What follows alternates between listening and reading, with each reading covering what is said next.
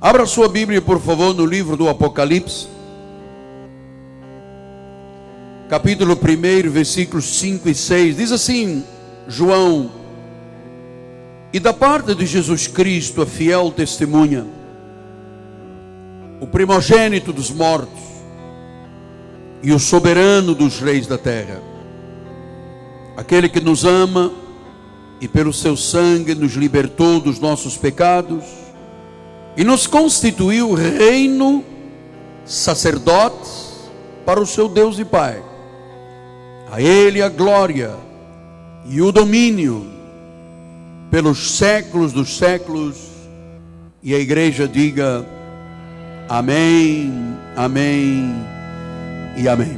Que esta palavra traga conforto, traga segurança, traga alimento, traga paz ao seu coração. Oremos a Deus.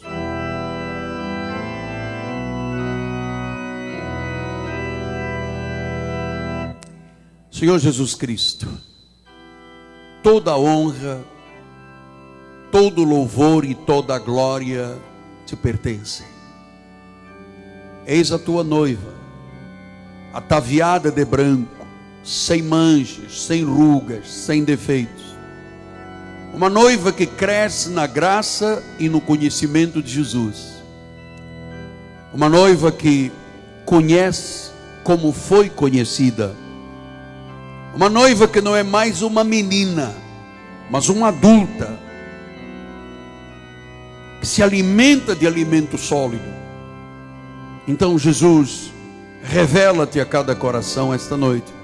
Não só a igreja presencial, mas aquela igreja interativa, que está lá do outro lado do satélite da internet. Fala-nos a todos em nome de Jesus. E o povo do Senhor diga amém, amém e amém. Muito obrigado, bispo amado.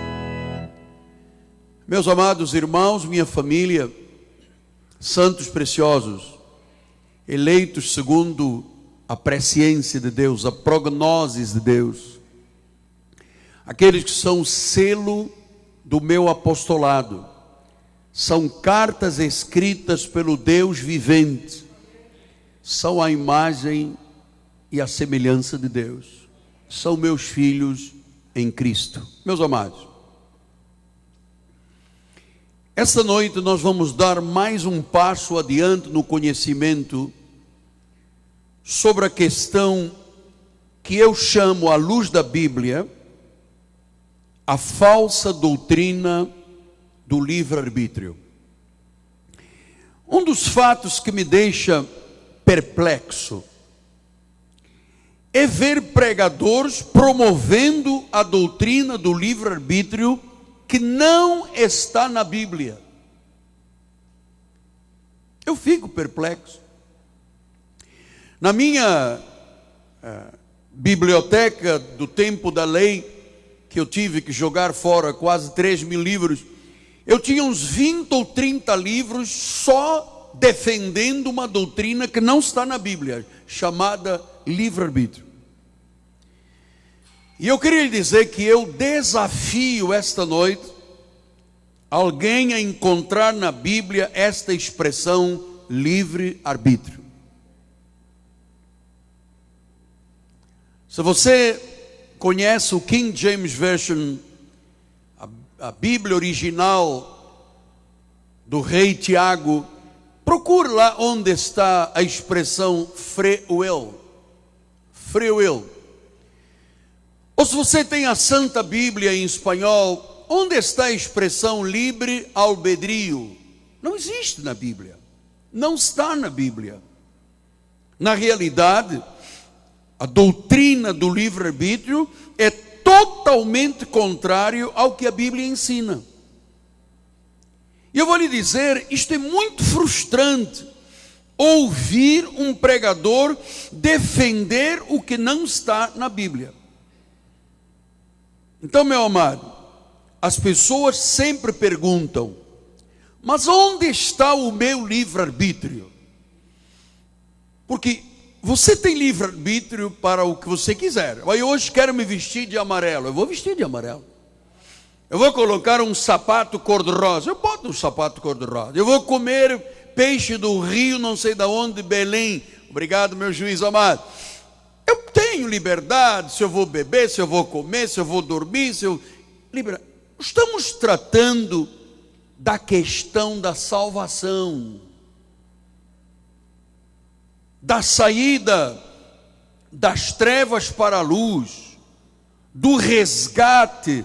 Então, Deus não pode querer que eu faça algo que não quero fazer, dizem os defensores do livre-arbítrio. Ele não vai querer que eu faça uma coisa que eu não quero fazer. Amado, por favor, livre-arbítrio é uma mentira vinda do inferno, é um mito, rouba a glória de Deus, passa o poder da salvação ao homem. Então nós poderíamos hoje discutir aqui alguns fatos. Por exemplo, pergunta ao apóstolo São Paulo se o Senhor o fez para algo que ele não quisesse fazer. Você se recorda? Paulo era do Sinédrio, era um cidadão hebreu, cidadão romano, se avantajava a todos nas questões da lei, era um homem do Sinédrio, estas coisas seculares. Mas quando se tratou da salvação, olha o que diz em Atos 9, Saulo, respirando ainda ameaças de morte contra os discípulos do Senhor, dirigiu-se ao sumo sacerdote e pediu cartas para as sinagogas de Damasco, a fim de que achasse alguns que eram do caminho, homens com mulher, levasse presos para Jerusalém. Seguindo ele pela estrada fora, ao aproximar-se de Damasco, subitamente uma luz do céu brilhou ao seu redor, e ele caiu por terra. Ele ouviu uma voz que lhe dizia: Saulo, Saulo, por que me persegues? E ele perguntou: quem és tu, Senhor? E ele disse: eu sou Jesus a quem tu persegues.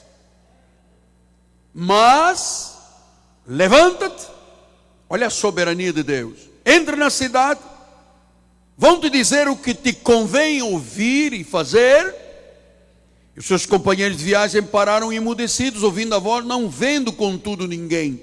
Então se levantou Saulo da terra, abriu os olhos e nada podia ver, e guiando pela mão levaram para Damasco. Onde está o livre-arbítrio?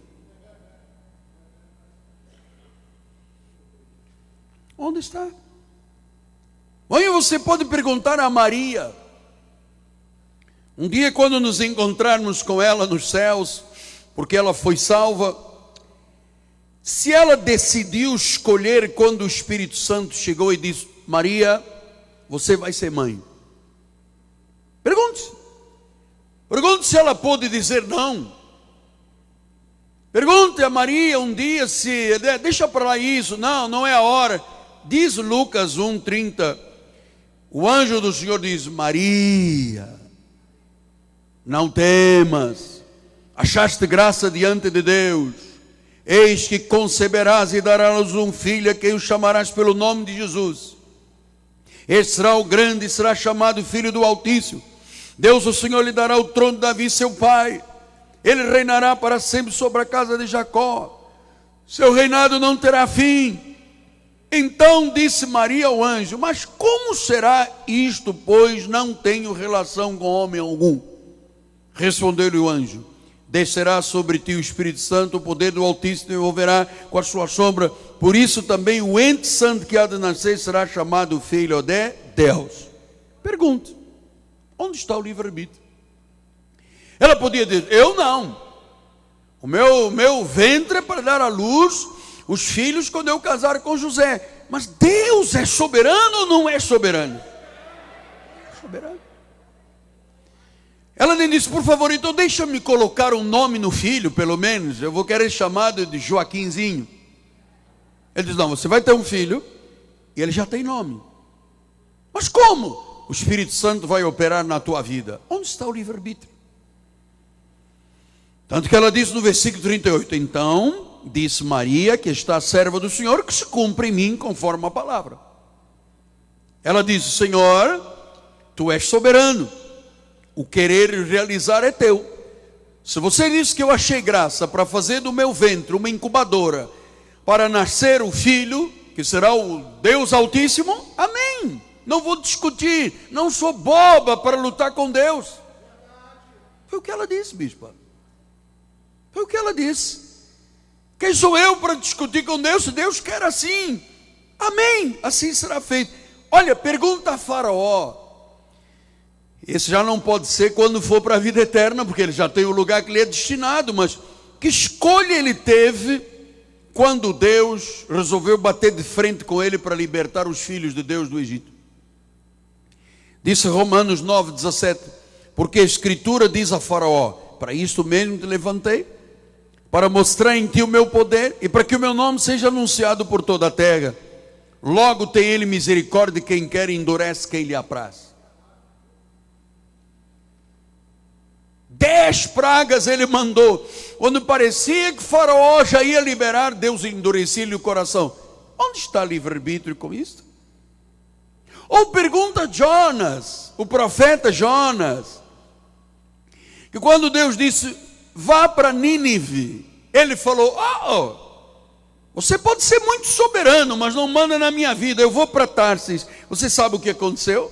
Jonas 1,17 disse: deparou o Senhor um grande peixe para que tragasse Jonas, e esteve Jonas 3 dias e 3 noites no ventre do peixe. Porque ele resolveu dizer não. E Deus disse: sim, eu sou o soberano. Depois em Jonas 3, 1-3, diz a palavra do Senhor. Veio a palavra do Senhor segunda vez a Jonas dizendo: dispõe-te, vai à grande cidade de Nínive e proclama contra ela a mensagem que eu te digo. Levantou-se, pois, Jonas e foi a Nínive, segundo a palavra do Senhor, não segundo o livre-arbítrio dele. Nós poderíamos chegar aqui perguntando a todos os personagens bíblicos. Balaão, lembra do profeta? Números 22, 25. Vendo, pois, a jumenta, o anjo do Senhor cozeu-se contra o muro e comprimiu contra este o pé de Balaão, por isso tornou a espancá-la. Então o anjo do Senhor passou mais adiante, posto num lugar estreito onde não havia caminho para se desviar nem para a direita nem para a esquerda. Vendo a jumenta, o anjo do Senhor deixou-se cair debaixo de Balaão, acendeu-se a ira de Balaão, espancou a jumenta com a vara. Então o Senhor fez falar a jumenta. O profeta estava ali lutando, batendo na jumenta, e Deus disse: jumenta, você vai falar. Aí a jumenta começou: que eu fiz? Que me espancaste já 3 vezes. Respondeu Balaão a jumenta: por que zombaste de mim? Tivera eu uma espada na mão e agora te mataria. Versículo: replicou a jumenta a Balaão: porventura não sou eu a tua jumenta em que toda a tua vida cavalgaste até hoje? Acaso tem sido o meu costume fazer assim contigo? E ele respondeu: não. Não foi a vontade de Balaão. Deus usou até uma jumenta para dar um puxão de orelha no profeta. Onde está o livre-arbítrio? Eu poderia continuar. E Gideão, quando Deus disse: Gideão, você vai lutar com os filisteus, ele disse: eu não, eu sou de uma família pobre, eu sou o menor. E Deus disse: não, você vai, eu sou contigo. Então Deus não muda. Todos os exemplos bíblicos provam que o livre-arbítrio é uma doutrina errônea, contradiz a palavra sagrada do Senhor e tenta roubar a glória de Deus. Mas você sabe que no final a palavra do Senhor sempre prevalece. Não são os nossos planos, mas a vontade de Deus que prevalece. Filipenses 2,3 diz assim: porque Deus é quem efetua em vós, Ele efetua em nós, tanto o querer como o realizar, segundo a sua. Amado, eu quero que você creia no que a Bíblia diz. para você ter uma vida segura, em paz, tranquila, uma boa relação com Deus. Porque se você tentar contradizer o que Deus diz, a sua vida nunca terá paz. E você não foi gerado por Deus para lutar contra Deus. No caso de Balaão, Deus botou uma jumenta. No teu caso, Deus botou um apóstolo para te falar. Então veja o sábio Salomão explicando isto à igreja de Jesus. Provérbios 19, 21. Muitos propósitos há no coração do homem, muitos. Mas o desígnio do Senhor permanecerá. Todos nós aqui temos muitos propósitos no coração, mas sabe, só o que Deus quiser é que vai acontecer na nossa vida. Ai, a vontade dele é boa, é perfeita e agradável, sem discussão. Acabou. 16:9 de Provérbios. O coração do homem traça o seu caminho. É verdade. Mas o Senhor lhe dirige os passos. Isso chama-se soberania. 20, 24. Os passos do homem são dirigidos pelo Senhor. Como, pois, poderá o homem entender o seu caminho? Amado, eu vou lhe dizer uma coisa. Humanamente, eu não entendi como é que eu cheguei a ser um apóstolo e um profeta de Deus. Quem dirigiu isto tudo foi Deus na minha vida. Por isso é que eu sento ali e eu digo: Senhor, que eu seja afastado aqui deste altar. Porque eu conheço a Bíblia, eu sei como é que rei foi consumido por vermes, porque não deu glória a Deus, amado. E tem gente tocando na glória do Senhor. Provérbios 21. Como ribeiros de águas, assim é o coração do rei na mão do Senhor. Este, o Senhor, agora veja a soberania aqui. Segundo o seu querer, inclina. Mesmo que o rei tivesse dizendo: não, mas eu quero isto. E Deus diz: ô, coração para cá. Então, Provérbios 21, 30. Não há sabedoria, nem inteligência, nem mesmo conselho contra o Senhor. Amado, eu quero muito que você acredite em Deus, na sua palavra e na revelação da palavra. Eu não quero que você se deixe contaminar por esses algozes que estão aí na internet, tentando, e na televisão, tentando arrastar os discípulos atrás de si, falando coisas pervertidas, conforme Atos dos Apóstolos diz. Nos últimos tempos se levantarão falsos, falando coisas pervertidas, arrastando os discípulos atrás deles. Então, meu amado, não há sabedoria, não há inteligência, nem mesmo conselho que seja capaz de ser contra o que o Senhor diz. Não há. Então a doutrina do livre-arbítrio quer elevar o homem e quer diminuir o onipotente, aquele que tem o controle, aquele que tem a soberania. A doutrina do livre-arbítrio quer contradizer a doutrina da eleição de Deus. Nós estamos aqui sendo ensinados. O Senhor disse que ninguém te engana. Os últimos dias aparecerão muitos cristos, e muitos dizendo: Cristo está ali, está acolá. E Jesus disse: olha só, não aceite. Eu vou lhe dizer uma coisa, e digo isto sem qualquer medo de errar: não existe doutrina verdadeira fora da revelação da graça de Deus. Por isso é que Deus levantou Paulo, e Deus levantou Agostinho, e Deus levantou Calvino, e Deus levantou Lutero, e João Knox e os demais reformistas. Martinho Lutero era um padre, um agostiniano, tinha uma luta tremenda, a sua alma, porque ele lia a Bíblia e não deixava, a Igreja Católica nunca deixou a Bíblia estar nas mãos do povo, para não conhecer a verdade. E Lutero conhecia as Sagradas Escrituras, e ele dizia, mas o justo vive por fé.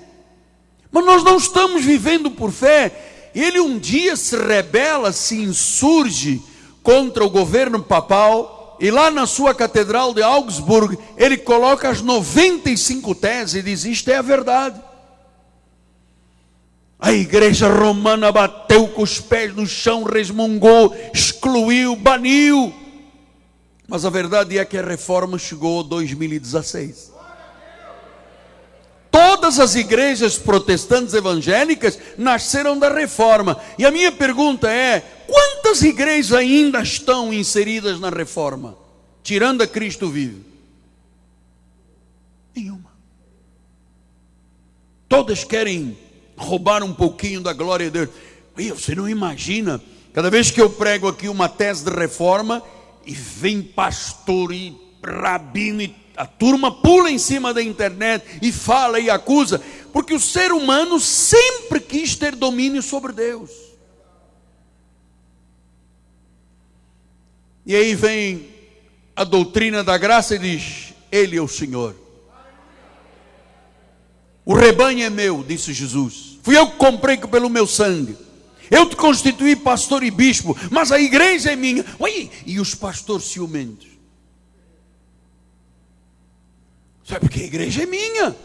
Hoje estavam me contando que em São Paulo tem uma senhora que senta num trono, com o pezinho lá, e o povo vem, beija o pé e deixa dinheiro.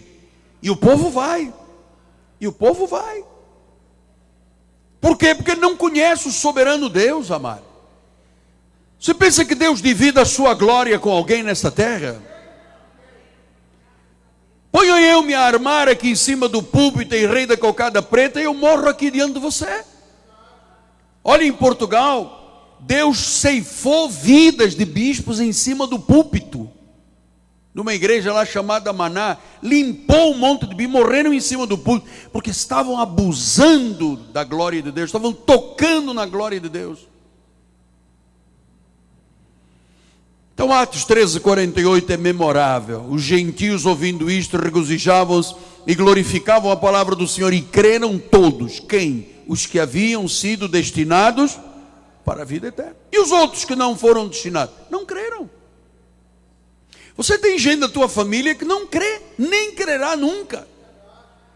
Gente amiga que nunca crerá. E haverá pessoas que às vezes por um testemunho, um hino, uma pequena palavra, agarram-se. É como mel para a língua. Por quê? Porque são os eleitos de Deus. Você está entendendo? São os eleitos de Deus. João 15:16, olha lá. Não fostes vós que me escolhestes a mim. Fomos nós que escolhemos? Bom, então onde está a defesa do livre-arbítrio? Isso é maldito. Não fostes vós que me escolhestes a mim, pelo contrário, fui eu que vos escolhi a vós outros, e eu designei para que vades e deis frutos, e o fruto permaneça. Quando é Deus a chamar, Ele capacita, Ele provê, Ele envia, Ele dá o jeito dele, bispo, como o meu irmão diz, Ele dá o jeito dele, para que as coisas aconteçam do modo deles. É maravilhoso. Efésios 1:3-6, bendito seja o Deus e Pai de nosso Senhor Jesus Cristo, que nos tem abençoado com toda a sorte de bênção espiritual nas regiões celestiais em Cristo, e assim como nos escolheu nele, foi Ele que escolheu, antes da fundação do mundo, para sermos santos e irrepreensíveis perante Ele, em amor nos predestinou para Ele, para a adoção de filhos, por meio de Jesus Cristo, segundo o beneplácito da sua. Então, você está aqui por vontade de Deus.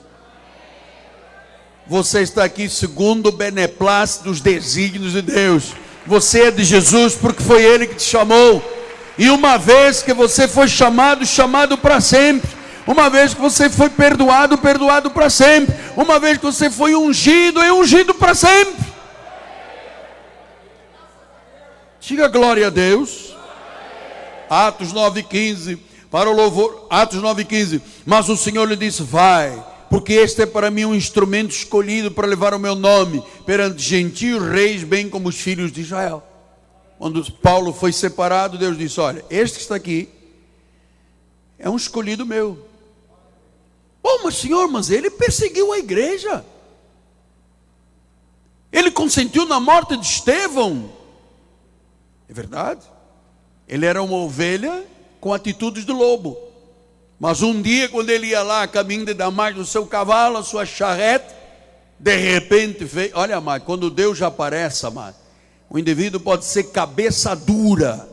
Quando Deus trabalha na vida da pessoa e essa luz brilha, o indivíduo pode estar no crack, na cocaína, na prostituição, no fundo do poço. Quando Deus diz: ele é meu, é um instrumento escolhido, não dá para dizer: não, depois, um dia mais tarde, quem sabe no ano 2034. Não existe isso aqui. O tempo é de Deus. Romanos 9, 10 e 11. Tem apenas 15 minutos e 3 horas de mensagem. Vamos lá. E não ela somente, mas também Rebeca, ao conceber de um só Isaque, nosso pai. E ainda não eram os gêmeos nascidos, nem tinham praticado o bem e o mal, para que o propósito de Deus quanto à eleição prevalecesse. Esaú e Jacó. Esaú tinha a primogenitura, trocou por um prato de lentilhas. Mas isso não foi um negócio de um prato de lentilhas. É que Deus amou a Jacó, se aborreceu de Esaú, para que quanto à eleição prevalecesse. Não é quanta roupa que eu hei de vestir, ou a casa que eu vou comprar, ou o carro que eu vou ter. Não. Quanto à eleição, quanto à salvação, quem prevalece é Deus. Romanos 11, 7 e 8. Que diremos, pois? O que Israel busca e não conseguiu, mas a eleição acompanhou. E os mais foram endurecidos. Quem é que endurece? Quem é que prepara o coração? E Deus, como está escrito: Deus deu espírito de entorpecimento, olhos para não ver e ouvidos para não ouvir até o dia. Oh, mas quer dizer que Deus dá entorpecimento, olhos para a pessoa não ver, ouvidos para não ouvir. Quando é semente da perdição, Aí o indivíduo pode até se aproximar da religião, mas se ele é lobo, Deus não lhe deixa ver nada. Ele é contra o dízimo, ele é contra o culto, ele é contra Deus, ele é contra a música, porque Deus dá espírito de entorpecimento. Olha, isso chama o que, apóstolo? Soberania. Marcos 13, 22 disse: surgirão falsos cristos e falsos profetas, operando sinais prodígios para enganar, se possível, os eleitos. Estai vós de sobreaviso, tudo vos tenho predito. Então o que esta igreja está fazendo? Está predizendo as coisas. Porque não é apenas este grupo, que está aqui um bom grupo hoje, mas é o que sai pela internet, que vai pelo satélite, que corre o mundo. São 123 países.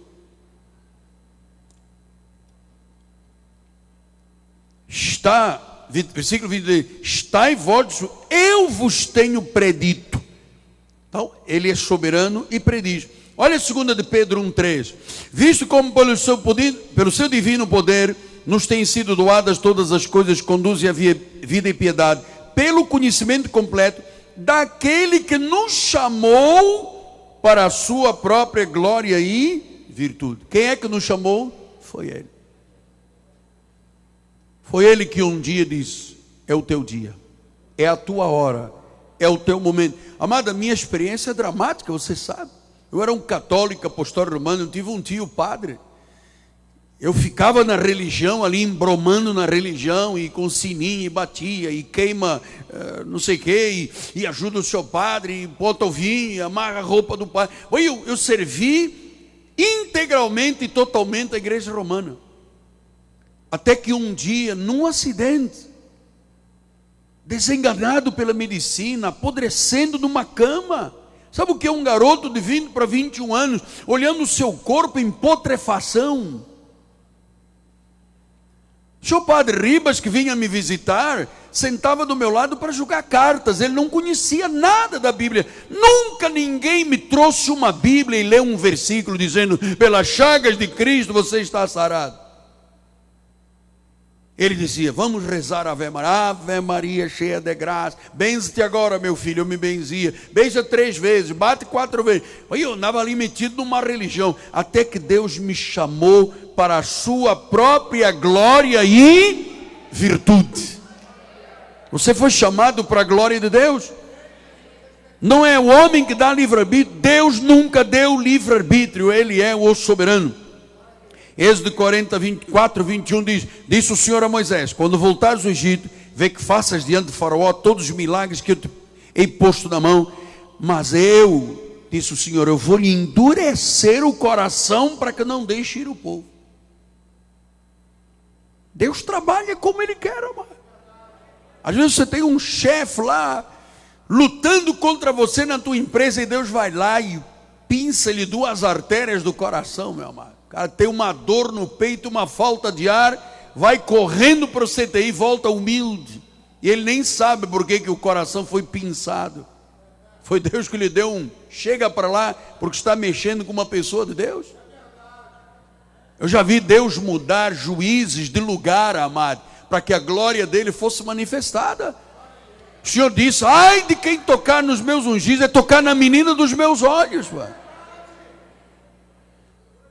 Êxodo 9, 12 diz: porém o Senhor endureceu o coração do Faraó, e este não os ouviu, como o Senhor tinha dito a Moisés. O Faraó estava todo feliz. Não, hoje eu vou liberar essa gente, não quero mais briga com Moisés. Quando Moisés chegava lá, ele, de repente, sem saber, ele começava a dizer: hoje eu vou ninguém sai daqui. Ele disse: mas eu queria falar, mas Deus deu uma... Ele nem sabia com quem estava se metendo. A maioria das pessoas evangélicas não sabem quem é Deus. 10, 1 e 2 diz: disse o Senhor a Moisés: vai ter com o Faraó, porque eu lhe endureci o coração e o coração dos seus oficiais, para que eu faça estes meus sinais no meio deles, e para que contes aos teus filhos e aos filhos dos teus filhos como eu zombei dos egípcios, quantos prodígios fiz no meio deles, e para que saibais que eu sou o Senhor. Diga glória a Deus. Então caminhamos para os 5 minutos finais. Eu quero lhe encorajar a permanecer nas doutrinas da graça de Deus. Por favor, não chegue a casa procurando lá outra coisa na televisão. Isso vai ser somente para macular a tua alma. Eu não preciso de ouvir mais nenhum pregador na minha vida. Eu ouço o Espírito de Deus, eu ouço os pregadores desta igreja. Esse negócio depois de ir para casa, meu amado, e vamos lá ver o que diz não sei quem. Você acha que alguém, Deus incumbiu alguém que tem rabo de palha nesta terra para falar dele?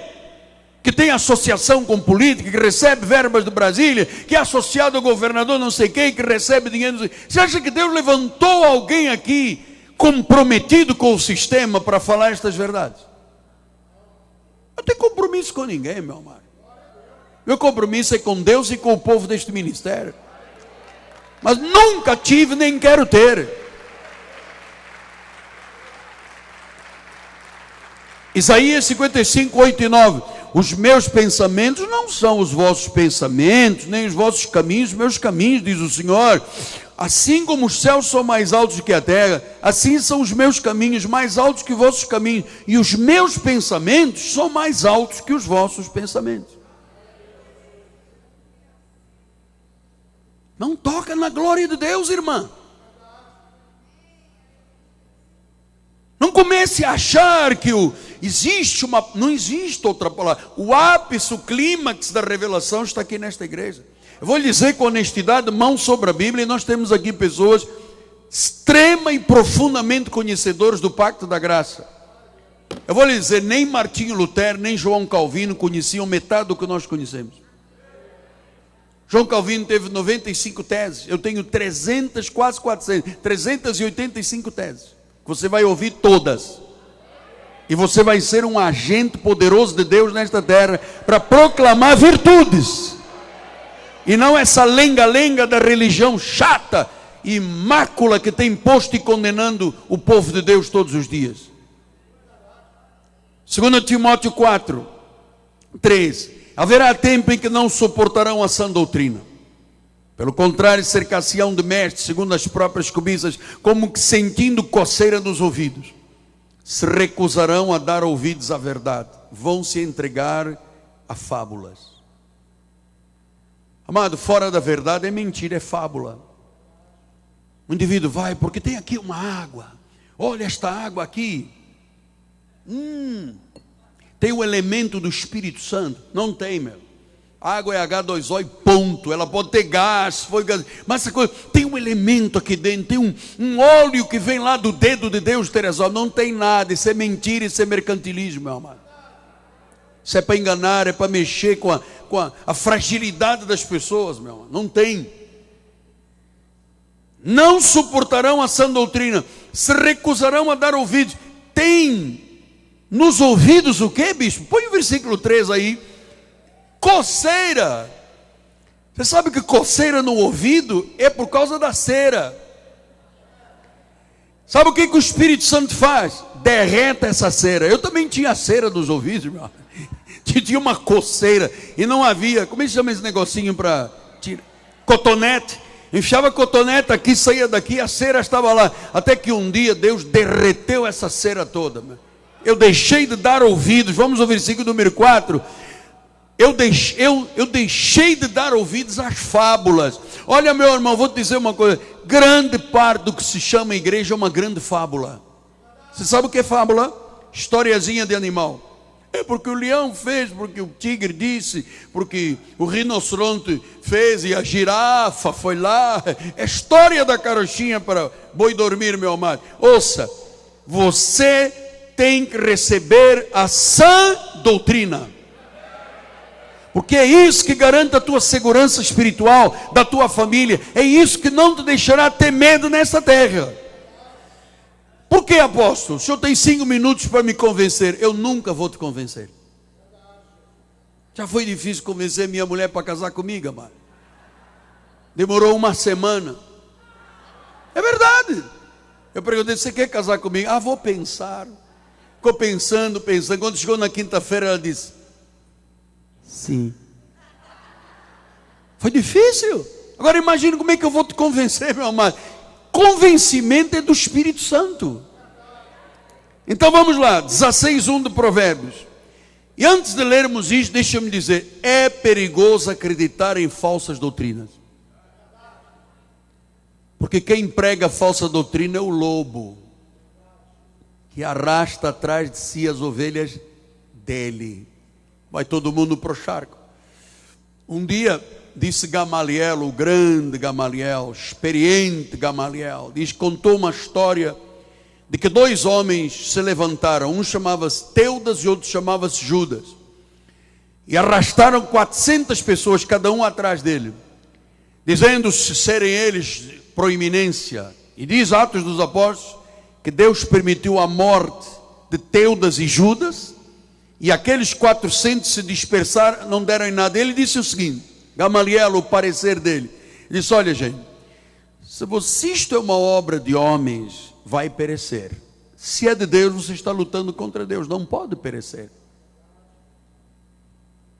Eu vinha hoje para a igreja, eu disse à minha esposa, você sabe quantas vezes eu ouvi gente dizendo, eu vou acabar com a tua raça, vou acabar com esta igreja, vou destruir isto tudo. Você não imagina quantas vezes eu vi isto. E quem disse está destruído. Eu estou aqui felicíssimo da vida. Sabia disso? Então, Provérbio 16:1.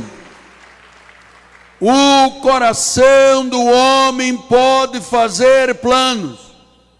Pode e deve. Mas a resposta certa vem dos lábios, vem do Senhor. E eu termino com 2 de Coríntios 4:4.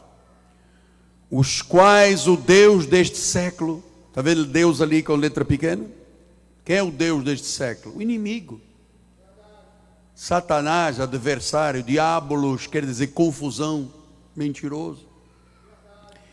O Deus deste século cegou o entendimento dos incrédulos, para que lhes não resplandeça a luz do Evangelho da glória de Cristo, o qual é a imagem de Deus. Quer dizer, Satanás pode cegar quem é semente da perdição, mas o Espírito Santo ilumina os olhos do coração. Você sabe, estas coisas que eu prego, destas teses, para mim são fáceis. É simples, é Deus que fala, ponto, é Deus que fala. Para mim isto é simples. Eu sempre digo sim, meu Deus, amém, meu Deus. Tu dizes que és soberano, glória a Deus. Tu dizes que feres, bates, levantas, exaltas, abates, Senhor, amém, conta comigo. Agora, se eu, depois que ouvi estes versículos todos, ainda tiver dúvida no meu coração se sou eu ou não sou eu vou dizer, irmão, faça um esforço. Faça um esforço, porque se você duvida de Deus é coisa séria. Não duvides do Criador. Os pensamentos dele são mais altos. Os caminhos dele, muito mais altos. Não são os nossos. E a igreja chamada Igreja de Jesus aí fora, que está doente, está enferma, gosta de lutar contra Deus. E esses pregadores falsos, que eu já sei que vão agora terminar, já vai começar a galera a entrar lá para falar mal de nós. Ouça, meu amado, eu te desafio a me mostrar na Bíblia onde está o livre-arbítrio. Mas o senhor não conhece a palavra de revelações? Conhece, eu sei qual é a palavra que você quer me falar. Você não sabe, mas eu sei. Você não usa a Bíblia. Sabe o que? Para terminar, amado, temos 2 minutos. E eu hoje estou com a corda toda. Não sei porquê, mas estou com a corda toda. Sabe qual é o versículo que você quer me usar? É este aqui. Eis que estou à porta e bato. Se alguém ouvir a minha voz e abrir a porta, eu entrarei e cearei com ele mesmo, e ele comigo. Você está aí querendo usar, você nem sabia onde estava. Você está procurando o livro de Gênesis e Apocalipse. Isto é uma carta escrita à igreja da Laodiceia. Deus está falando a uma igreja de gente salva. Ouviu, Hércules? É salvo. Deus não está te chamando aqui a ver se você abre o coração. É a igreja, diz, ao anjo da igreja em Laodiceia escreve. Então ele diz, se você ouvir, eu estou batendo na porta e ouvir a minha voz, eu entrei. Pastor, já era gente salva, era. Mas a igreja tinha vários problemas. Olha, a igreja aconselha, diz assim, as tuas obras nem és frio nem és quente, quem me dera fosse frio ou quente, assim como és morno, nem quente nem frio, estou a ponto de vomitar. Então Deus está demonstrando uma igreja salva. Não é que Deus disse, por favor, acredita em mim, eu vou te dar um carro novo, olha, um Kia, você vai comprar um Hyundai com 8 pneus, dou-te uma casa nova, acredita em mim. Deus não diz isso, amado. Eu te dou um Tucson. Mas Deus não faz isto com Tucson, amado. Deus está dizendo a uma igreja salva, se você ouvir o que eu te estou dizendo, eu terei intimidade contigo. Essa expressão, eu bato a porta, sabe que Deus está batendo na tua porta agora? Através da palavra está dizendo, abre aí, abre o teu coraçãozinho, deixa aí as coisas fluírem. Eu entrarei, eu me sentarei, cearei contigo, assim, você terá intimidade comigo. Senão, você é salvo como pelo fogo. É salvo, mas como pelo fogo. Porque grande parte da igreja não dá ouvidos a Deus. E a igreja que não dá ouvidos a Deus, ele não está num trono de glória na igreja. Então eu termino dizendo, minha amada, meu amado, meu irmão, meu filho na fé, selo do meu apostolado, firme na genuína graça de Deus. Firme na genuína graça de Deus. Para sempre. E você vai dizer, daqui a uns tempos, amado, quando você ouvir, especialmente os mais novos da igreja, quando você tiver ouvido umas 20 defesas de tese, você é mestre nesta igreja. Curva a sua cabeça. Senhor Jesus, o meu espírito ferva aqui dentro do meu coração, Pai. As tuas verdades são incontestes. Tu falas e a ovelha ouve e segue. A ovelha não ouve voz de estranhos, nem de mercenários. A ovelha ouve a tua voz e segue. Fortalece com a tua palavra estas pessoas amadas que aqui estão ouvindo e vendo pela internet. Fortalece-as, Pai. Que sejam sal da terra, luz do mundo. Que sejam para dar sabor à vida uns dos outros, Pai. Senão o sal é somente para ser pisado pelos homens. Seja sal, seja luz, seja da graça com firmeza. Amém, amém e amém. Ao seu nome, toda a glória. Vamos ficar de pé. A bispa vai dar a bênção final. Glória a Jesus. Levante os seus mãos para os céus. Obrigada, Senhor, porque foste tu quem nos escolheste, Senhor.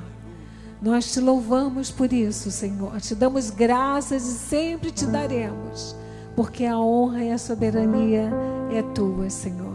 Senhor, dá ordens aos teus anjos que nos levem em paz. Livra-nos, Senhor, de todos os males. Guarda-nos, Senhor, por onde quer que andemos, Pai. Porque nós sabemos que a tua graça, o teu amor e a tua misericórdia nos seguirão todos os dias.